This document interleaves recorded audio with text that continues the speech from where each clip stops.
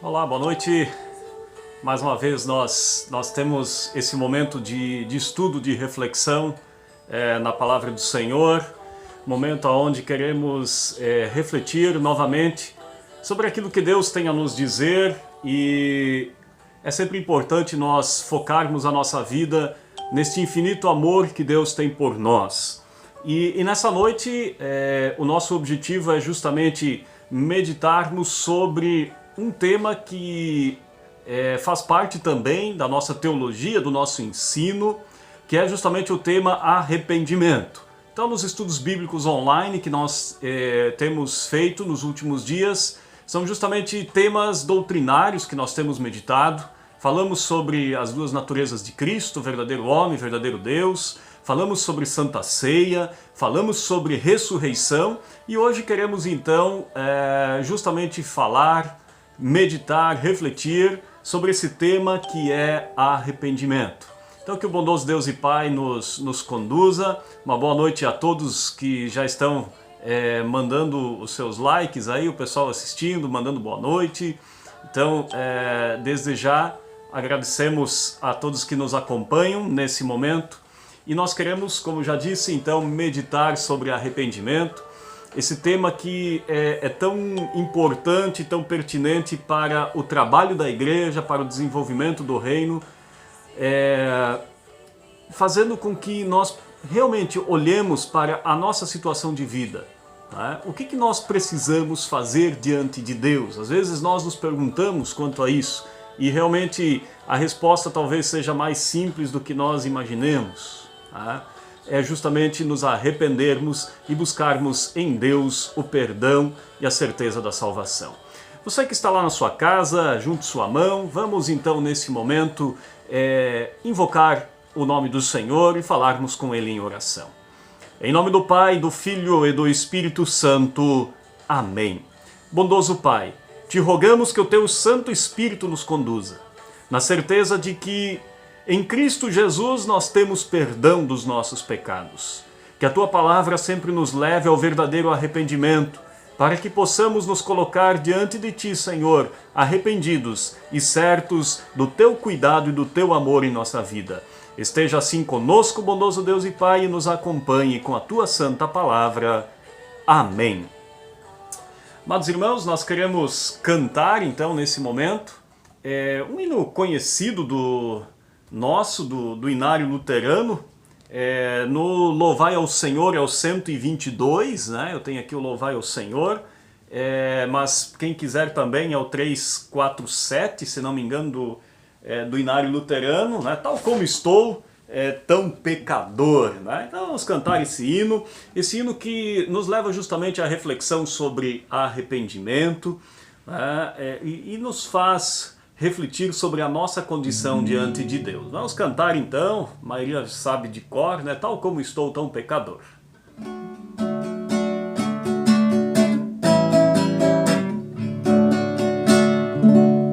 Tal como estou, tão pecador, confiando em Teu divino amor, a Teu convite chego aqui, Cordeiro Santo, venho a Ti. Tal como estou, me inclino ao mal, no meu estado natural, a pura imagem eu perdi, Cordeiro Santo, venho a Ti. Tal como estou, eu busco a paz, desgraça e medo mal me traz, em árduas lutas me afligi, Cordeiro Santo, venho a Ti. Tal como estou, me acolherás e a remissão concederás, pois ao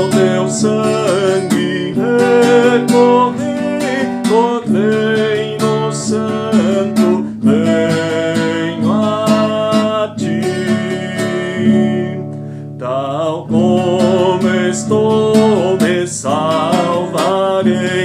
na tua graça esperarei, a tua bênção recebi, Cordeiro Santo, venho a ti.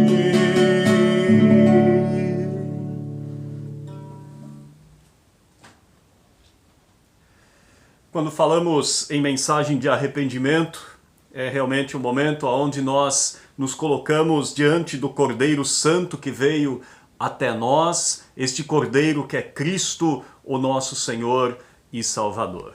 Mais uma vez, muitas pessoas nos saudando com boa noite e da mesma forma saúdo a todos que nos acompanham, que estão conosco nesse momento, cada pessoa que já deu seu boa noite. Estamos aqui alegres com isso e certamente temos esta oportunidade de meditarmos sobre esse tema que é o arrependimento.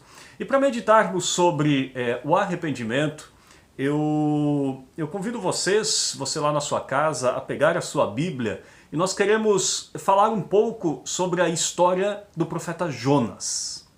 E como nós podemos aprender com este profeta e como nós podemos justamente entender esta história desse profeta, que geralmente quando nós falamos em Jonas, nós logo nos lembramos da baleia,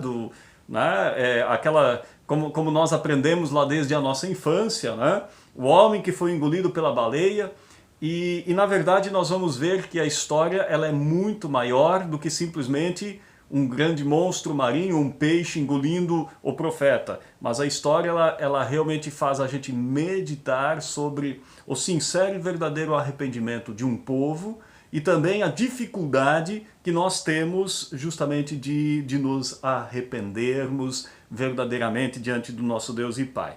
Então, queridos irmãos, profeta Jonas, nós queremos então olhar para essas palavras deste profeta bíblico. Está lá no final do Antigo Testamento e esse profeta então ele prega uma mensagem à cidade de Nínive e chama este povo ao arrependimento, e é isto que acontece, e Deus, diz a palavra, ele não condena o povo, mas sim liberta e salva todo aquele povo de Nínive. Amados, arrependimento, o que significa essa palavra? Né? Qual é o sentido dessa palavra? Qual que é o significado real? Né? Arrependimento é muito mais do que simplesmente eu reconhecer que eu sou culpado, mas é uma mudança total de atitude. E esse é um detalhe bem importante. A palavra arrependimento em si, ela nos dá essa conotação. Você precisa mudar de atitude mediante aquilo que a palavra de Deus te apresenta. Então, arrependimento está ligado a quê? A mudança justamente de atitude. E aí nós vamos então a alguns destaques da história do profeta Jonas. O capítulo 1, nós não vamos ler todos os capítulos, mas partes.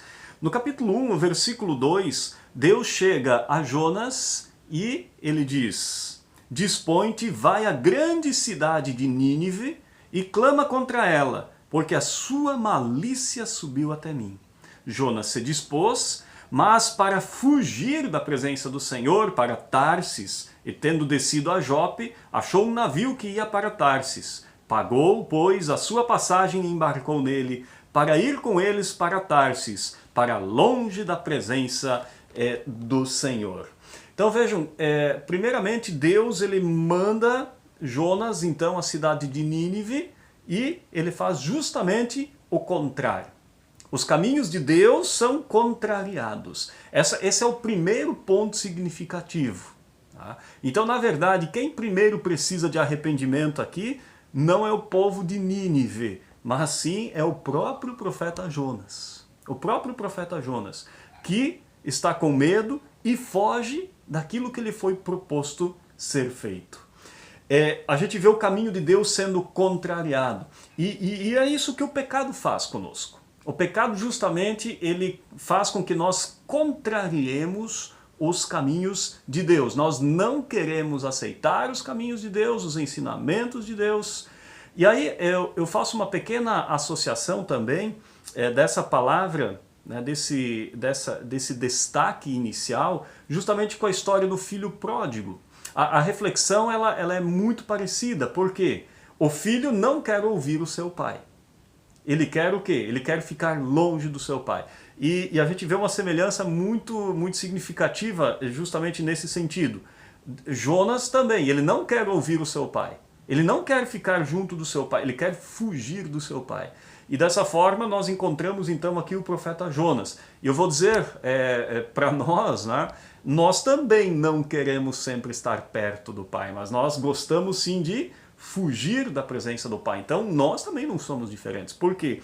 Cada pecado que nós cometemos, por pensamentos, palavras, ações, é justamente uma fuga da presença de Deus. É fugir de Deus. E é isso que o profeta Jonas faz. E em que isso redunda? Né? Onde é que isso vai chegar? Né? Onde é que chega então essa situação? Né? Quando a gente olha para o texto bíblico, quando a gente vê a partir do versículo 8 do capítulo 1 de Jonas, Jonas entra no barco, ele está no barco, no navio, e aí declara-nos agora, diz então o versículo 8, então lhe disseram, declara-nos agora por causa de quem nos sobreveio esse mal. Que ocupação é a tua? De onde vens? Qual a tua terra? De que povo tu és? E ele lhes respondeu, sou hebreu e temo ao Senhor, o Deus do céu que fez o mar e a terra. Então os homens ficaram possuídos de grande temor e lhe disseram, que é isto que fizeste? Pois sabiam os homens que ele fugia da presença do Senhor porque ele o havia declarado. Então aconteceu uma grande tempestade e o barco já estava quase afundando, ou o navio já estava quase afundando, e os homens então, eles tiram sorte, diz o texto, e a sorte cai justamente sobre Jonas. E eles perguntam, o que você fez? E Jonas então mostra justamente que ele estava fugindo da presença de Deus. Isso leva a consequências, né? Quais são as consequências? No caso de Jonas aqui, conforme a gente pode acompanhar, a consequência foi qual? Uma grande tempestade sobre o mar. No nosso caso, né, se a gente for olhar um pouco para nós, quais são as consequências da falta de arrependimento? São muitas. Como a gente já falou, uma seria justamente fugir de Deus, né? Essa é uma das consequências. Só que eu vou um pouco além, né? As consequências elas afetam a nossa vida, os nossos relacionamentos, elas mexem com as nossas emoções, com os nossos sentimentos. A falta de arrependimento ela faz a gente ter problemas de convivência familiar. Vejam de novo, né, fazendo aquele link com a história do filho pródigo. Não difere. Quando o filho mais novo, então, arrependido, volta para casa, volta para o seu lar, o que acontece? O irmão mais velho, qual que é a reação do irmão mais velho? Né? Vocês lembram? O irmão mais velho fica indignado. Ele não quer aceitar. Ele não quer aceitar que o seu irmão se arrependeu. E isso se transcreve dentro daquilo que o texto aqui também nos fala do profeta Jonas. Tá? Ele transcreve isso também. Jonas não quer ir a Nínive. Por quê? Porque ele acha que aquele povo não vai se arrepender, eles não são dignos de ouvir a palavra, eles não são dignos de se arrependerem, eles não merecem a graça de Deus. Essa é a situação do profeta Jonas, leva uma consequência muito desagradável. E que a gente também às vezes tem, né, na nossa vida. Né? Quando a gente olha para a nossa vida, né, tudo aquilo que acontece, né, será que às vezes não é falta de arrependimento da nossa parte? Será que às vezes nós não estamos levando a nossa vida assim de uma forma muito leviana e realmente não voltamos a nossa vida a Deus, aquilo que Deus fez por nós e nós não reconhecemos nosso pecado e a gente vive naquela lama, né, do pecado e a gente se conforma com isso e acaba não buscando o verdadeiro arrependimento em Deus? Então essa é uma das reflexões que nós precisamos fazer. A gente acaba querendo fugir de Deus. Apesar do pecado, né, quando a gente olha para o texto, né, Deus faz o que? Deus resgata. Deus não deixa na perdição o seu filho, mas Deus resgata ele. E acho que esse é o ponto significativo, né? Deus não nos desampara. Quando Jonas é jogado ao mar, capítulo 1 fala disso, e o versículo 17 então diz: deparou o Senhor um grande peixe para que o tragasse, ou tragasse a Jonas. E esteve Jonas 3 dias e 3 noites no ventre do peixe. Então, Deus, apesar de tudo, ainda ele é misericordioso. E ele encontra meios, formas de justamente resgatar os seus filhos. Tá? E lá no ventre do peixe, o que acontece? Ali tem uma mudança radical. Né? O discurso de Jonas muda totalmente. Se a gente olha o capítulo 2, né, nós não vamos ler ele aqui, mas o versículo 7. Jonas capítulo 2, versículo 7. Quando dentro de mim desfalecia a minha alma, eu me lembrei do Senhor, e subiu a ti a minha oração no teu santo templo. O capítulo 2 ele se assemelha muito com as mensagens dos Salmos, e aqui nós encontramos então essa mensagem. Quando eu me desfaleci, quando eu reconheci, poxa, eu fiz coisa errada, eu pequei, arrependimento, aí diz, eu me lembrei do Senhor, eu voltei ao Senhor. Eu sei o que o Senhor quer de mim. Eu sei o que o Senhor espera de mim. E é isso que o livro de Jonas apresenta para nós. Eu sei o que o Senhor espera de mim. Ele espera o quê? Que eu me arrependa e creia. Essa é a mensagem que Cristo anuncia. Jesus, quando ele começa as suas pregações, ele justamente diz o quê? Arrependei-vos porque está próximo o reino dos céus. Essa é a primeira pregação de Jesus. Se vocês olharem o Evangelho de Marcos, logo no começo, depois que Jesus é batizado, ele já começa a pregar. Arrependei-vos e crede no Evangelho. É isso que Deus espera de nós. É isso que Deus esperava de Jonas, que Jonas, né, como um filho, talvez aqui no momento rebelde, ele fosse a Nínive e pregasse a palavra de Deus. Cresce que Deus é misericordioso. E não apenas com um povo, mas ele era misericordioso com todos os povos, com todas as nações. E aí no capítulo 3, né, talvez ainda antes aqui, no final do capítulo 2, no versículo 10, o texto diz: falou, pois, o Senhor ao peixe, e este vomitou Jonas na terra. Deus fala para o peixe, então, vai lá e regurgita, vomita Jonas lá na praia. E é o que acontece. Vejo que, apesar de tudo, né, o retrato final é qual? Deus é misericordioso.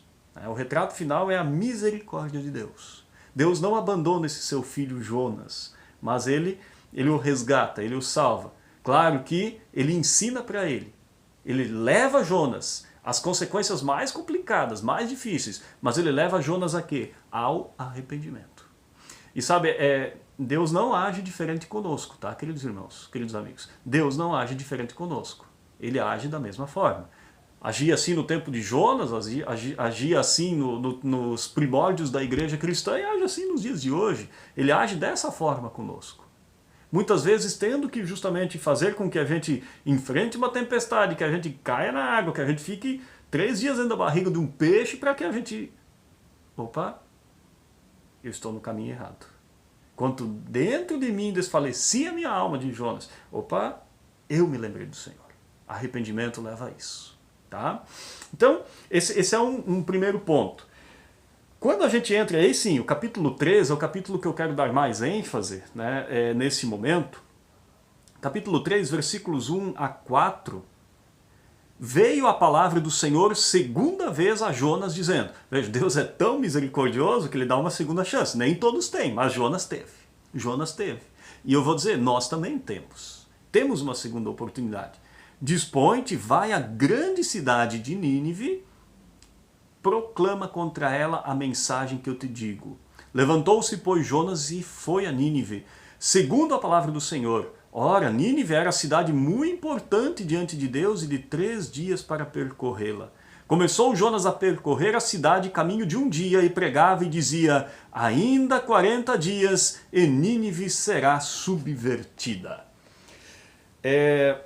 uma cidade muito importante diante de Deus. Né? Não quer dizer que essa cidade era mais importante para Deus, mas o que Deus ia fazer naquela cidade era importante. E o que Deus faz por nós é importante, porque Ele justamente quer mudar e transformar o nosso coração e a nossa vida. O texto diz que a malícia da cidade de Nínive chegou até ele. A malícia chegou até ele. Aí Jonas vai àquela cidade e o profeta então, ele faz o quê? Ele prega, ele anuncia. Ele prega e diz o quê? Daqui a 40 dias Nínive vai ser subvertida, vai ser destruída. Essa é a mensagem que é pregada e que é anunciada. Subvertida aqui, é interessante também essa relação com Sodoma e Gomorra. Né? Vocês lembram lá do que acontece? Né? O que acontece com Sodoma e Gomorra? Deus, ele chama aquele povo ao arrependimento, ele chama aquele povo à mudança, mas o que acontece? Esse povo não se arrepende. Eles não se arrependem, e aí vem o fogo do céu e a cidade é destruída. E eu vou dizer aqui, se esse povo de Nínive não tivesse se arrependido, seria exatamente igual. Não teria diferença nenhuma. Esse povo também seria destruído. Porque essa é a palavra de Deus. É promessa de Deus. E aí Jonas prega. Essa pregação, claro que é a palavra que Deus ordena, mas eu fico pensando Jonas pregando, porque ele não queria ir, ele não queria ir àquela cidade. Por quê? Porque havia uma má fama. A fama daquela cidade não era boa. Nós estamos aqui diante de um povo que é os assírios. Era um povo extremamente violento. Os reis reis muito violentos que se exaltavam por torturar, por sacrificar pessoas. Então essa é a realidade de Nínive, né? Uma realidade de violência. E Jonas, ele justamente não quer ir para lá, mas Deus o conduz lá. Deus o leva até lá, para que ele anuncie o quê? Daqui a 40 dias a cidade vai ser destruída. Eu fico olhando para essa pregação, né? O Jonas trazendo essas palavras do tipo assim, agora vocês vão ver. Vocês vão ver o que vai acontecer. Vocês vão ser destruídos. Tipo, uma mensagem meio de orgulho, assim, vocês vão ser destruídos. Deus manda Jonas anunciar essa palavra. Né? E eu vou dizer assim, a intenção de Jonas, eu vou dizer, não era levar arrependimento. A intenção de Jonas era o quê? Era levar juízo. Essa foi a ideia com que Jonas vai para lá. Se a gente olha o final da carta de Jonas, justamente ela transcreve isso. Jonas fica furioso. Ele fica decepcionado, ele quer morrer. Por quê? Porque Deus não destruiu a cidade. É interessante isso, né? Porque Jonas vai com um objetivo errado. Ele não quer levar arrependimento. Ele deseja o quê? O desejo com que Jonas vai para lá é um desejo de que Deus destrua, Deus aniquile aquele povo, porque eles eram extremamente maus. Só que Deus não destrói. Deus não destrói. Por quê? Porque o povo se arrepende. Vejam, né, como eu já disse, como é que ficou Jonas. Né? E aí, de novo, fazer aquele linkzinho com a história do filho pródigo. Né? Como é que o filho mais velho ficou quando o irmão mais novo tinha gasto tudo e voltou para casa? Revoltado, porque ele não queria aceitar o seu irmão. Ele não queria aceitar o seu irmão de volta.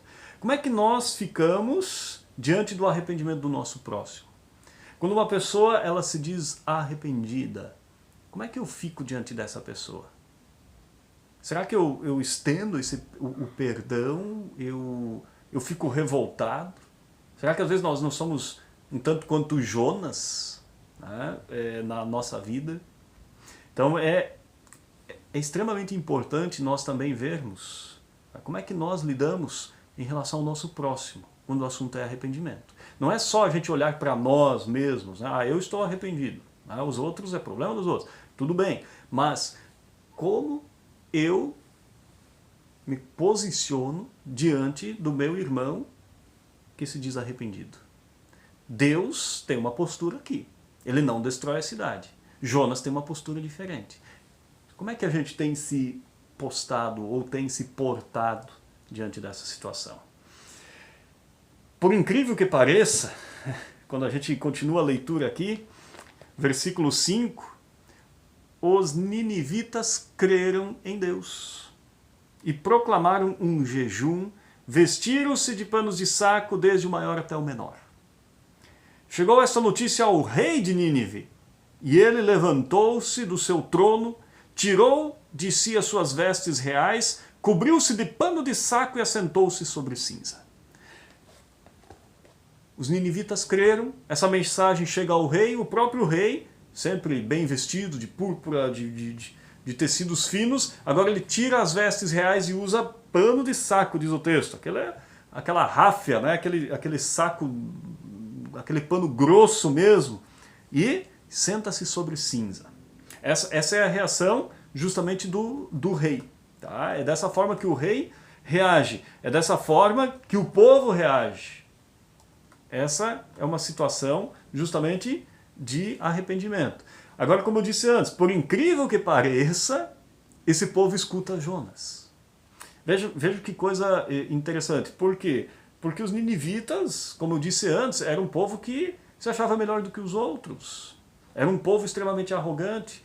E aí aparece um hebreu, alguém que eles nunca viram, alguém que eles não fazem nem ideia de quem fosse, alguém que não conheciam, alguém que não tinha amor por eles, alguém que queria ver eles destruídos, e ele fala uma simples mensagem, algumas palavrinhas, curtas palavras, né? Pelo que eu li ali, pelo que eu verifiquei, 7 palavrinhas, né?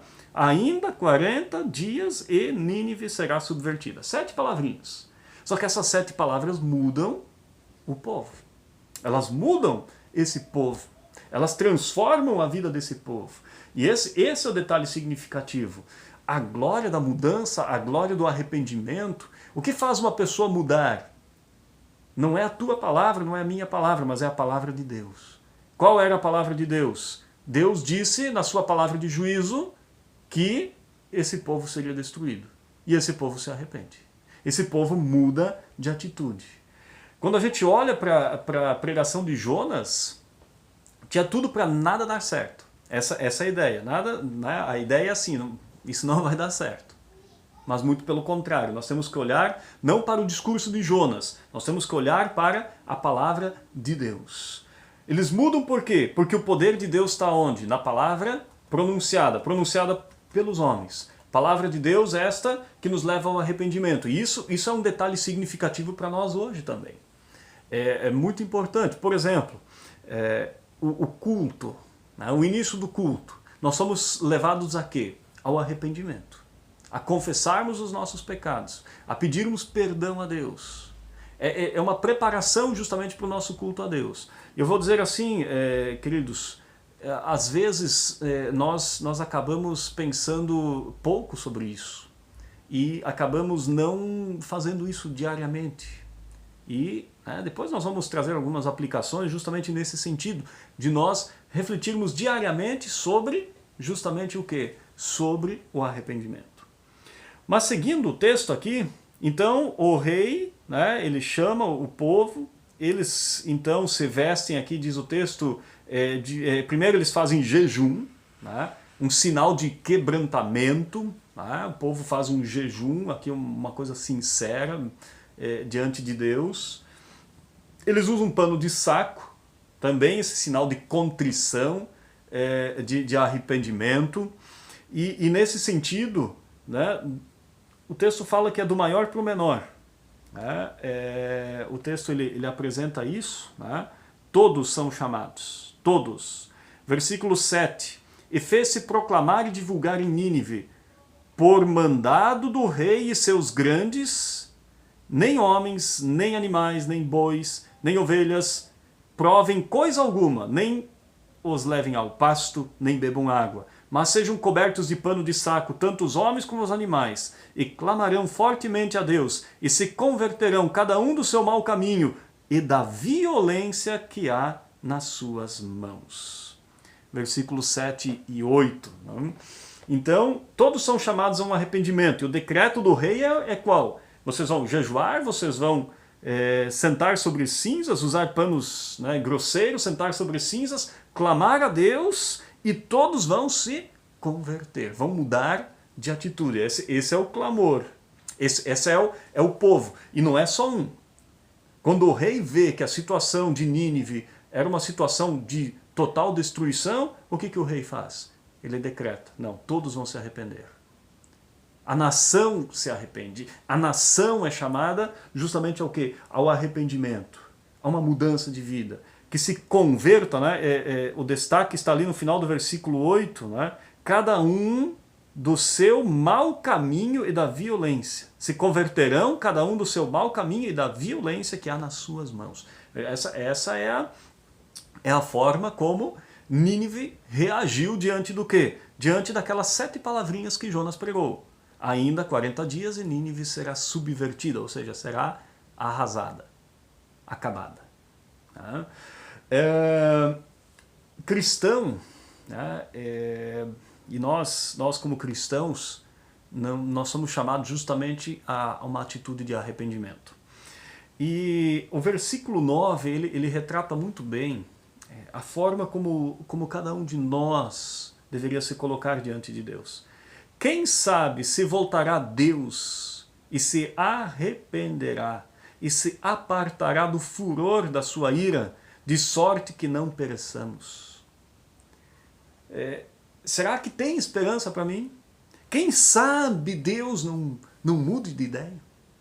Essa é a forma como o povo reage diante da pregação. Ou seja, vamos nos arrepender, vamos mudar de atitude. Nós estamos sendo violentos, nós estamos fazendo coisas erradas. Se arrependam da sua violência. Se arrependam daquilo que vocês fizeram. Quem sabe, diz o texto, quem sabe, talvez, Deus não mude de ideia. Será que tem esperança para mim? Às vezes nós, afundados, né, na nossa vida, às vezes a gente começa a se questionar, será que tem esperança para mim? Aqui está a prova de que tem. Você é chamado ao arrependimento, eu sou chamado ao arrependimento. Ali está a nossa esperança. Cristão clama por piedade a Deus. Tá? Cristão clama por piedade. Cristão não exige nada de Deus. Isso o texto nos mostra. O povo ninivita, ele não exigiu nada de Deus, eles apenas pediram por: Senhor, tem piedade de nós. Tem piedade. Quando você está lá na igreja, nossa liturgia, número 2, na parte da confissão dos pecados, a gente diz assim: eu, pobre e miserável pecador. Isso é um sinal de quê? De arrependimento. Enfim, não só essa confissão, mas qualquer confissão que é feita de pecados lá dentro do templo, ou a confissão que você faz no teu dia a dia, ela chega aos ouvidos de Deus. E nós somos chamados justamente a isso. Tá? Não sou eu que dou oportunidade a Deus. Ó Deus, eu estou te dando aqui uma oportunidade para que o Senhor mude. Não, você não dá oportunidade a Deus. É Deus quem te dá uma oportunidade. Uma oportunidade de você inclinar-se diante dele. Uma oportunidade de você buscar nele arrependimento, buscar nele perdão, nova vida e salvação eterna. É isso que o texto aqui de Jonas traz para nós. Diante do pecado, é reconhecer que eu sou um pecador. Diante da realidade de condenação eterna, eu sou chamado aqui a arrependimento. Por quê? Por nós mesmos, o caminho nosso é um só. É subversão, é condenação, é destruição. É isso que iria acontecer com Nínive. É isso que acontece com aqueles que não se arrependem. E a Bíblia mostra histórias, como eu já disse antes, Sodoma e Gomorra, a própria história do dilúvio. 120 anos Deus deu de oportunidade de arrependimento. O povo não quis ouvir. E aí, aconteceu o quê? Foram subvertidos, morreram. Sodoma e Gomorra da mesma forma. Diante do pecado, eu preciso reconhecer que eu sou pecador.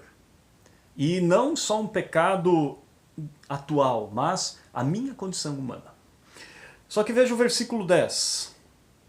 Viu Deus o que fizeram, como se converteram do seu mau caminho, e Deus se arrependeu do mal que tinha dito lhes faria e não o fez. Deus muda de ideia.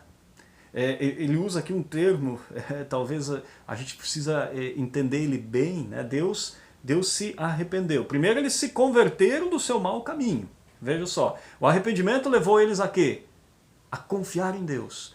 Deus vai ser misericordioso. Deus é misericordioso. Quem sabe Deus não se volte a nós? É o que o texto diz. E Deus se volta a eles. Por quê? Porque eles se voltaram. Eles se arrependeram do mal que haviam feito.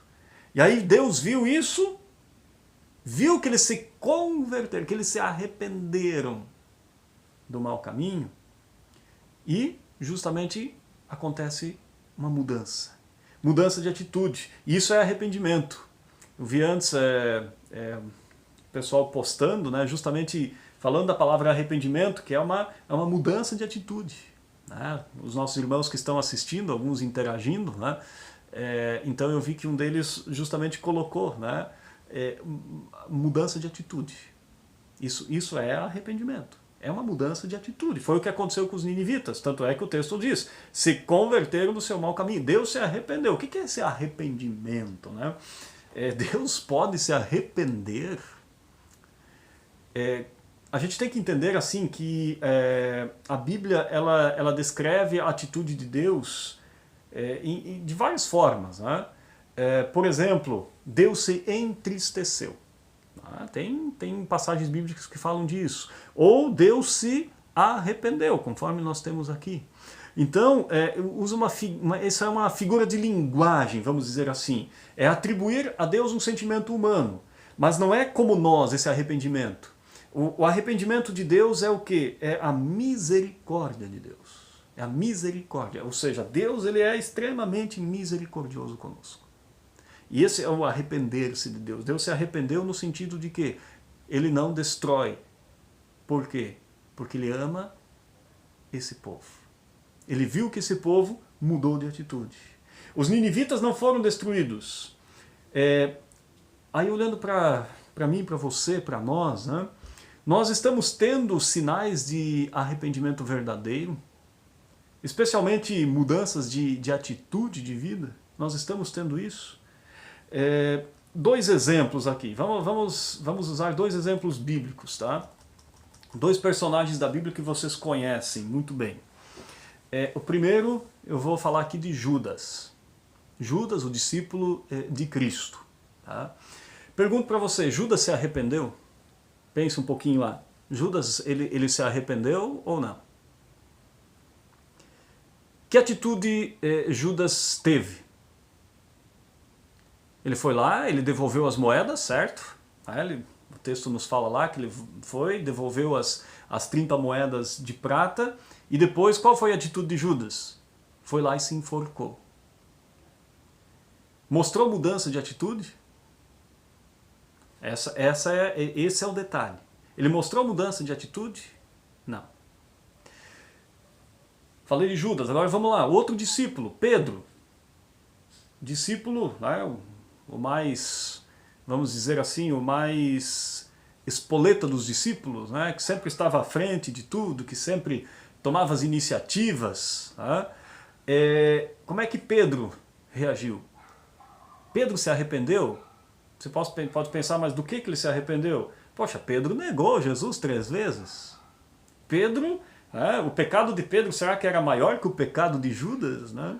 Essa é uma reflexão muito boa, mas também não cabe a nós agora. Né? Essa questão do pecado, o pecado é maior que esse, maior do que aquele. Mas Pedro, ele nega Jesus. Só que tem uma mudança de atitude. Quando a gente olha o final do Evangelho de João, Jesus chega para Pedro e por 3 vezes Jesus pergunta a Pedro, Pedro, você me ama? E por 3 vezes Jesus diz, sim, eu amo. Sim, eu te amo. Ou seja, veja a diferença entre Judas e Pedro. Um se arrepende, outro não. Esse é o diferencial. É uma mudança de atitude, é uma forma diferente de você olhar, de você enxergar e de você viver aqui nesse mundo. A situação, né, de ambos, né, então tanto de Judas quanto de Pedro, era igual, as consequências foram diferentes. Um se arrependeu, o outro não. Talvez você pode pensar assim nesse momento, tá, mas Judas e Pedro tinham do que se arrepender, mas eu não tenho. Será?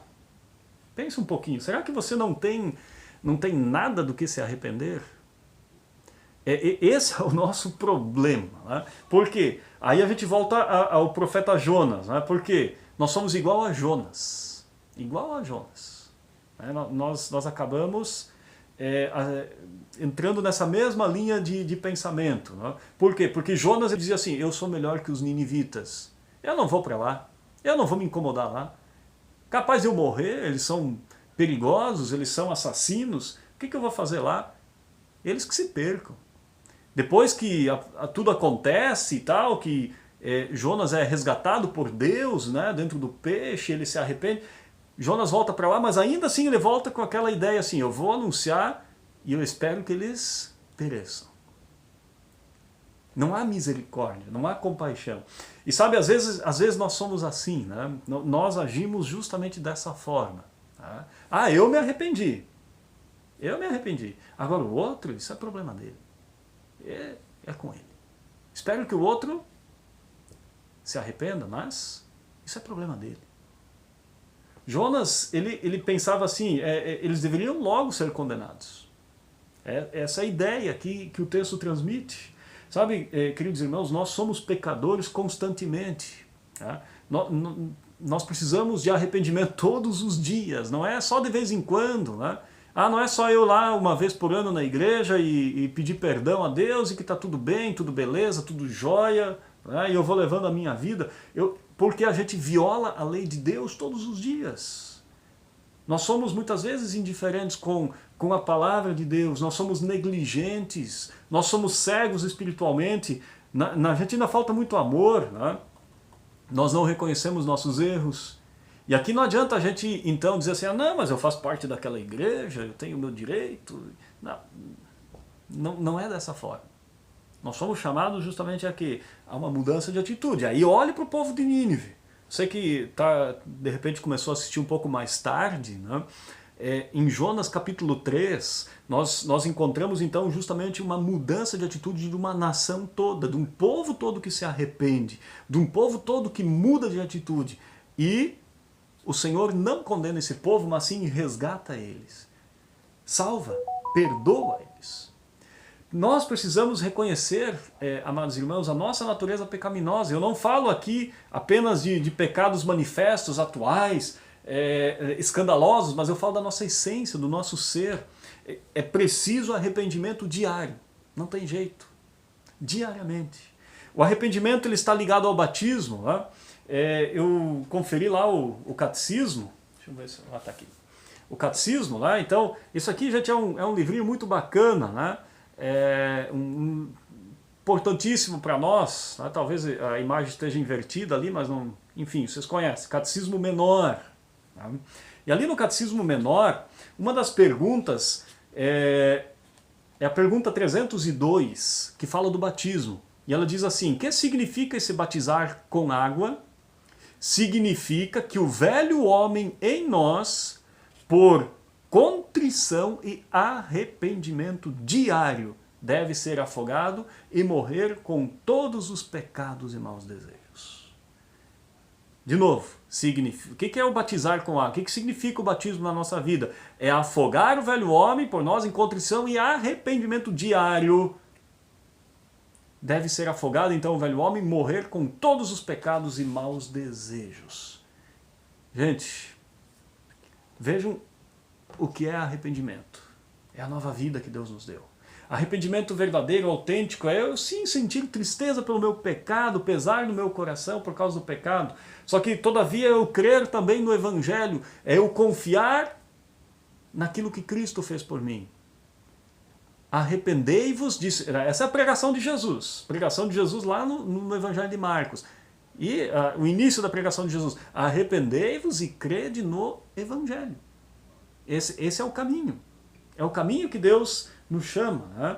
Arrependimento verdadeiro, autêntico, como eu já disse, é eu sentir tristeza, é eu sentir pesar no meu coração por causa do pecado. Todavia, ao mesmo tempo, eu tenho o Evangelho da absolvição. Uma vez que eu chego diante de Deus, diante daquilo que a palavra de Deus me diz, se a alma que pecar, essa morrerá. Diante daquilo que a palavra de Deus me diz, que o pecado leva ao inferno, o que me resta fazer? eu preciso me arrepender. Eu preciso confiar em Cristo, buscar nele o perdão. E é isso que o povo de Nínive faz, e é isso que nós somos chamados a fazer. A justamente nos arrependermos. E Deus muda de ideia, Deus muda de atitude, Deus perdoa. Preparando esse estudo, eu li uma frase que me chamou bastante atenção, e o teólogo ele disse assim, ó, falando sobre arrependimento. Ele classifica as pessoas de duas formas, uns são como barro e o outro são como cera. E aí ele fala que o brilho do sol é Deus. E o barro, com o brilho do sol, ele endurece. E a cera, diante do brilho do sol, ela amolece, ela derrete. E assim são as pessoas, assim são muitas pessoas. Diante do barro, diante do sol, elas vão endurecendo, ou seja, diante de Deus elas endurecem, elas dizem eu não preciso de Deus, elas vão endurecendo, endurecendo. Já outros são chamados, e isso nós somos chamados a fazer o quê? A nos derretermos, a mudarmos de ideia. Um comentário aqui que chegou, né, fala também do Jó, né, e é interessante, né, é muito pertinente também, claro que eu não vou entrar nesse ponto, né, mas o Jó nos faz refletir bastante também, né, sobre uma vida de arrependimento, sobre uma vida de confiança em Deus. Né. Arrependimento, 3 pontos. Ela mexe com a nossa mente, o arrependimento mexe com nossa mente, com nossas emoções e com nossa vontade. Como assim? É o que acontece com os ninivitas. Eles têm uma mudança de mente. Eles têm uma mudança de mentalidade. O texto mostra isso. A mentalidade deles muda totalmente. Eles eram violentos e isso muda. Eles sentem tristeza pelo pecado. Isso mexe com as emoções deles. Eles usam roupas de pano de saco, eles fazem jejum, né? Eles mudam totalmente a atitude deles. E a mudança de rumo, de vontade. O texto diz muito claro, se converteram do seu mau caminho. E isso é arrependimento. Nínive se arrependeu e não foi condenado. Agora, de novo lembro, se Nínive não tivesse se arrependido, o final da história seria outro. Mas claro, a gente sabe que Deus tem um propósito de ensino, de orientação para nós, justamente com essa palavra, que é nos chamarmos também ao arrependimento, a olharmos para a nossa vida. E essa lógica, ela permanece. O perdão foi conquistado para todos. Todos recebem de Deus a graça infinita em Cristo. Agora todos se arrependem? Você está se arrependendo do seu pecado? Essa é a reflexão que nós precisamos fazer. Você ouve a palavra de Deus com o intuito de mudança, ou você ouve a palavra de Deus com apenas uma simples obrigação? Esse é o detalhe. Você ouve a palavra de Deus com o intuito de eu preciso mudar, eu preciso corrigir, arrepender-me, ou a palavra de Deus para mim é apenas uma simples conveniência? Aqui houve mudança. Jonas mostra isso para nós. Houve mudança de atitude. Claro que não podia deixar de falar, né? E aí se a gente para analisar um pouco, tudo aquilo que a gente está passando nesses dias, né? Passando nesses tempos aí do Covid-19, né? É falta de arrependimento, gente? O que vocês acham? É falta de arrependimento? Será que Deus está dizendo para nós assim também, vocês vão ser destruídos? Será que estamos sendo chamados a usarmos também roupas de pano grosseiro, a mudarmos de atitude? Pense sobre isso, reflita um pouco sobre isso. Será que é isso que está acontecendo conosco? Será que Deus está também chamando a nação, chamando os seus filhos, chamando os cristãos a realmente mudarem de atitude? Veja aqui que Deus salva uma nação toda, Ele salva um povo todo, não é apenas uns. Deus salvou uma nação que se arrependeu. Será que isso não serve para nós hoje também? Essa mensagem ela não é para nós também? Será que não é uma mensagem que faz com que a gente repense algumas coisas na nossa vida? Agora, querido irmão, querido amigo, lembre também de uma coisa. Lá em 1 Timóteo, capítulo 2, versículo 4, é um texto fantástico, né? Deus deseja que todos sejam salvos e cheguem ao pleno conhecimento da verdade. Deus deseja que todos sejam salvos. Quando Deus manda Jonas para Nínive, o que ele quer? Ele quer salvar esse povo. Quando Deus envia pastores, quando Deus envia pregadores para anunciar a palavra a você, o que Deus quer? Ele quer salvar o povo. Ele quer te salvar. E esse é o intuito da pregação da palavra. Mas a palavra precisa te levar a quê? A uma mudança de atitude. Ela precisa te levar justamente ao arrependimento. Por isso, querido irmão, querido amigo, para a gente fechar esse nosso momento de reflexão, arrependimento ele está relacionado com salvação. Tá? Então eu tenho que ter isso em mente. Arrependimento está relacionado com salvação, com vida eterna, com glória celeste. Por quê?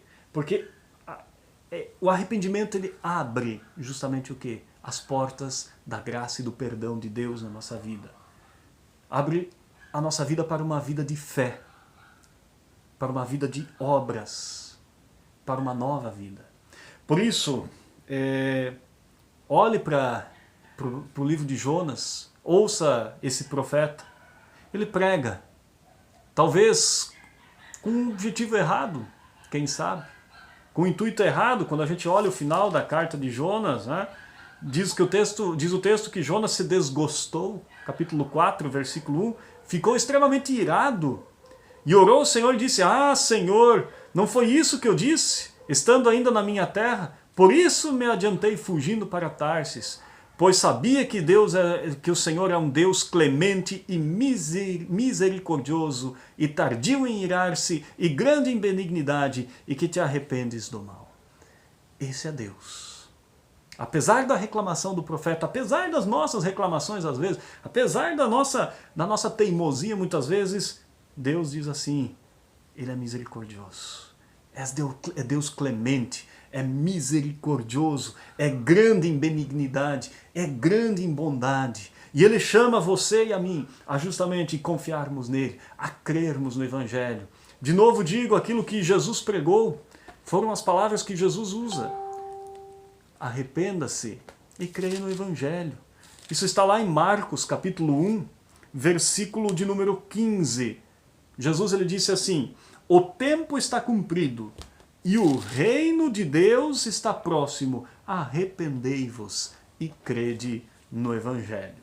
Então, querido irmão, querido amigo em Cristo, que a verdadeira mensagem do arrependimento ela permaneça viva. E que possamos sim nos colocar diante de Deus sempre em sincero e verdadeiro arrependimento, na certeza de que Deus ele ouve e ele nos dá o seu perdão. Então que Deus abençoe você, guarde você sempre. Qualquer dúvida, a gente sempre está à disposição, pode mandar mensagem, pode ser aqui mesmo pelo Facebook, ou pode ser via WhatsApp, ou enfim. Se tiverem dúvidas, a gente está à disposição. Eu gostaria de fazer uma oração. Antes aqui eu quero ler um comentário, né? O Tiago acabou de mandar um comentário aqui, muitas outras pessoas mandaram, né? Eu não vou ler todas, né? Vou ler uma parte aqui, deixa eu ver, ele fugiu aqui, deixa eu achar. O Tiago, nosso aluno do seminário: "Boa noite, é verdade, pastor. Apesar de não podermos afirmar com certeza que o coronavírus foi obra de Deus para gerar arrependimento, podemos acreditar que ele está usando essa pandemia para chamar os seus ao arrependimento." Boa, Tiago. Acho que esse é o caminho, essa é a reflexão que nós devemos fazer, uma reflexão saudável, né? Nós não podemos afirmar que Deus está nos castigando ou coisa do tipo, mas é de nós pensarmos: será que não é hora de nos arrependermos e nos colocarmos de joelhos diante de Deus e pedirmos perdão sincero por tudo? Vou fazer uma oração desse livro aqui. Gente, eu indico, é muito bom, orações muito bacanas. E uma dessas orações, ela está ali na página 57, né? Pedindo arrependimento verdadeiro. Eu convido você então lá na sua casa e eu aqui, vamos falar com o nosso Deus e Pai em oração. Deus onipotente e misericordioso, Diariamente a tua voz soa aos meus ouvidos e ao meu coração, convidando-me e também todos os pecadores ao arrependimento. Mas, Senhor, eu não sou capaz de converter-me a ti. A vontade do meu coração é má desde o meu nascimento e continuará sendo assim. Minha natureza pecaminosa oferece resistência à tua graça, para que eu não faça o bem que quero, mas permaneça no pecado. Por isso, dobro os meus joelhos perante ti e peço, por amor da tua misericórdia sem limites, converte-me, Senhor, e serei convertido. Salva-me e serei salvo. Não permitas que se torne vã a graça que me concedeste. Assim como me deste o querer, dá-me também o realizar. Impede as más intenções do diabo. Ajuda para que os desejos do meu coração perverso não impeçam nem retardem o meu propósito sagrado. Abre-me os olhos para que eu reconheça e lastime sinceramente os meus pecados. Olhe para dentro de mim com compaixão e tem piedade de mim. Perdoa os meus pecados. Mostra-me o teu compassivo coração paternal, que não quer a morte do pecador, senão que ele se converta e viva. Lembra-me sempre em tua graça do Cristo crucificado, que morreu por meus pecados e ressuscitou para minha justificação. Dá-me refúgio seguro no sacrifício do Redentor Cristo. Cria em mim, ó Deus, um coração puro e renova dentro de mim um espírito inabalável. Não me repulses da tua presença, nem me retires o teu Espírito Santo. Restitui-me a alegria da tua salvação e sustenta-me com um espírito voluntário. Que neste espírito eu me proponha sempre corrigir a minha vida pecaminosa e servir-te em santidade e justiça todos os dias da minha vida, assim como te apraz. Senhor, ouve, perdoa e atende por amor de Jesus Cristo. Amém. Sim, querido irmão, esta oração então do livro Pequeno Tesouro de Orações, e indico este livro, né? Quando tudo se normalizar, vocês podem adquiri-lo também, fiquem à vontade, vendo aqui os comentários, o pessoal, né, comentando. Veja aqui mais um comentário, né, da nossa irmã na fé, da Romilda. Acredito piamente que tudo o que está acontecendo tem o objetivo de chamar as pessoas a uma mudança de vida em sociedade, em família. O pessoal aqui dando boa noite, o amém. Muito bacana, gente, muito bacana o pessoal compartilhando aqui, assistindo, o pessoal de longe, de perto, né? Veja aqui o pessoal aqui da nossa paróquia, pastor Ailton aqui também colocando mudanças, uma guinada, vida e atitudes, né? Então isso é justamente arrependimento. Deixa eu ver mais, tem mais algum comentário aqui. Não gosto de parar no meio do estudo, né, para fazer os comentários, fazendo eles aqui no final. Pessoal aí de vários lugares assistindo, tá? Então são os comentários que estão chegando. Aqui tem mais um, a dona Ivone Borges, que nossa mudança de vida, arrependimento nos dê coragem para proclamar a palavra de Deus. Veja que comentário significativo também, muito importante, tá? Então nós temos, dessa forma, o chamado justamente ao arrependimento, à mudança de atitude, e que Deus nos capacite e nos conduza sempre. Alguns recadinhos, né, queridos irmãos, só lembrando, talvez antes dos recadinhos, né, veja aqui pessoal lá do Paraná assistindo, minha irmã, a dona Heidi Ulrich, se não me engano é de Dourados, né, amiga, mãe do, se não me engano, do pastor Darlon. Pessoal de vários locais aí assistindo a gente, o pessoal aqui da nossa paróquia, né? Muito bom, bastante gente hoje acompanhando o nosso momento de estudo, que é muito significativo, muito importante para nós, né? Divulguem, compartilhem depois, né, esse momento de estudo. Eu estou esse estudo também no YouTube, depois provavelmente amanhã eu compartilho ele no grupo da paróquia, podem compartilhá-lo, porque faz a gente realmente pensar um pouco mais sobre como nós estamos levando a nossa vida. Agora sim, alguns recadinhos. Apesar de já nós termos uma liberação por parte do governo estadual, né, a paróquia ainda não estará fazendo os cultos no templo nesse final de semana, né? Nós precisamos nos adequar a várias questões legais, né, que nos foram pedidas, e isso necessita de um pouco de tempo, né?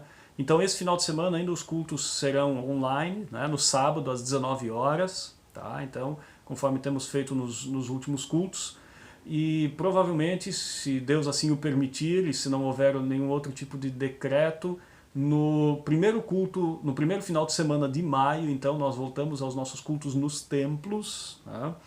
E podemos assim aos poucos ir nos adequando, né, a tudo aquilo que nos é pedido, e sabemos que tudo é passageiro, e que realmente Deus ele tem um propósito com isso. Ele faz com que a gente possa olhar para a igreja e para o reino de uma forma diferenciada. Então ficam esses breves recados para vocês. Eu desejo a todos as ricas bênçãos, que o bondoso Deus e Pai guarde a todos, abençoe, e finalizo com a bênção do Senhor. O Senhor te abençoe e te guarde, o Senhor faça resplandecer o seu rosto sobre ti e tenha misericórdia de ti. O Senhor sobre ti levante o seu rosto e te dê a paz. Amém.